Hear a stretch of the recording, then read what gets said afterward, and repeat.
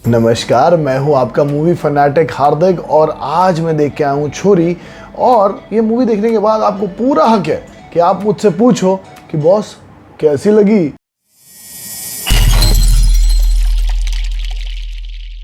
छोरी एक मराठी मूवी लपाछपी की ऑफिशियल रीमेक है, जिन दोनों मूवीज को विशाल फुरिया ने ही डायरेक्ट किया है।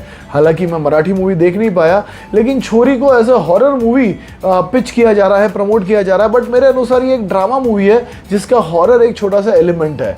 मूवी बहुत ही गंभीर इश्यूज पर बात करती है, जो है फीमेल फीटिसाइड या फिर फीमेल इन्फेंटिसाइड, यानी कि जो महिला बालक होती है उनकी या तो गर्भ में हत्या कर दी जाती है, या फिर जब उनका जन्म होता है तब उनकी बलि चढ़ा दी जाती है, या फिर उनकी हत्या कर दी जाती है किसी न किसी अंधविश्वास के नाम पे। मूवी शुरू होती है नुसरत भरूचा से, जिन्होंने साक्षी का किरदार प्ले किया है और जो 8 मंथ्स प्रेग्नेंट है। छोटे बच्चों का एक एनजीओ चलाती हैं, अपने पति हेमंत यानी कि सौरभ गोयल के साथ बड़ी शांति से हंसी खुशी की जिंदगी व्यतीत कर रही हैं। लेकिन तभी उन्हें एक रात को उनको पता चलता, सोते सोते एकदम से जागती है, तो आपको ऐसा लगता है कुछ हॉरर मोमेंट आएगा, लेकिन नहीं, हॉरर है। लेकिन हॉरर ये है कि जब वो नीचे उतरती है तो उन्हें पता चलता है कि उनका पति तो गुंडों से मार खा रहा है। और वो क्यों मार खा रहा है? क्योंकि वो विजय माल्या है, वो उनके पैसे लेके बैठा है। और तभी साक्षी और हेमंत दोनों सोचते हैं कि हम वही करेंगे जो कोई भी कर्जदार करता है। हम भाग जाएंगे, शहर छोड़ के भाग जाएंगे ताकि ये लोग हमें पकड़ ना सके। और तभी उनके ड्राइवर राजेश जी की एंट्री होती है। वो बोलते हैं, मैडम फिकर not, worry not, do not fear when I am here. वो ले जाते हैं उनको अपने गांव, और गांव में एंट्री होती है भन्नो देवी की उर्फ ताई की, जो मीता वशिष्ठ ने कैरेक्टर प्ले किया है। और वहीं से सारा स्यापा शुरू होता है। भाई साहब, तारीफ तो नुसरत भरूचा की होनी चाहिए, क्योंकि अपने एक ग्लैमरस इमेज से बाहर निकल के, उस शेल को तोड़ के, वो कुछ ऐसे किरदार प्ले करने की कोशिश कर रही हैं जो इंडिया में देखने को मिलते हैं, जो रियलिटी के थोड़े करीब हैं। But for me Mita Vashishtha stands out. Like भाई, मतलब पूरी मूवी में शी शाइन्स थ्रू, एंड उनको देख के फट जाती है, उनकी आंखों में खौफ मतलब दिखता है भाई। मतलब कांप जाते हो आप कि भाई मीता वशिष्ठ स्क्रीन पे आई है। मतलब उनकी चाहे आप स्क्रीन प्रेजेंस ले लो, उनकी डायलॉग डिलीवरी ले लो, एक लहजा जो उन्होंने पकड़ा है वो ले लो, everything is just perfect.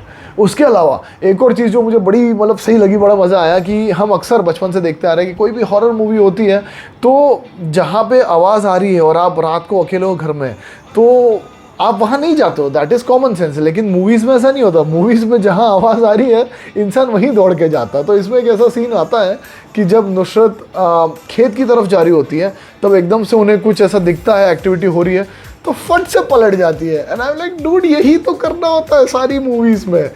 But मेरी खुशी ज़्यादा नहीं टिकी, क्योंकि अगले सीन में ऐसा होता है कि नुसरत इस जगह की जगह उस जगह चली जाती है जहाँ से दूसरी आवाज़ आ रही है। सो या let's get one thing very straight. आज के ज़माने में 2 घंटे की मूवी में 1 घंटा आप मात्र और मात्र बिल्टअप के लिए नहीं ले सकते। You have to like get on it यार, मतलब क्या कर रहे हो। उसके अलावा इतना हार्ड हिटिंग टॉपिक है, इतना सेंसिटिव टॉपिक है। आई नो पूरी ईमानदारी से उन्होंने कोशिश की उसको दिखाने की, लेकिन फिर भी लाइक कहता ना कि यहाँ तक पहुँचता नहीं है यार। मतलब यहाँ तक, मतलब ऐसा लगता नहीं है कि यार मतलब क्या ही देख लिया, यू नो, मतलब ऐसा कुछ नहीं दिखा। एंड अपार्ट फ्रॉम दैट, मीता वशिष्ठ और जो हमारी हीरोइन है नुसरत भरूचा, उनके सिवाय स्क्रीन प्रेजेंस या डेप्थ किसी के किरदार में है ही नहीं। जबकि जो दूसरे मेल किरदार हैं वो भी इतने ही स्टोरी का हिस्सा है जितना ये दोनों हैं, लेकिन फिर भी somehow these two are given more importance, which is a good thing कि फीमेल काउंटर पार्ट्स को ज़्यादा इंपॉर्टेंस मिल रही है। बट फिर वही बात हो जाएगी ना कि जब हम मेल को इंपॉर्टेंस मिलती है तो बोलते हैं कि फीमेल को नहीं मिल रही, तो फीमेल को मिल रही है तो बोलना पड़ेगा ना भाई, मेल को भी दो।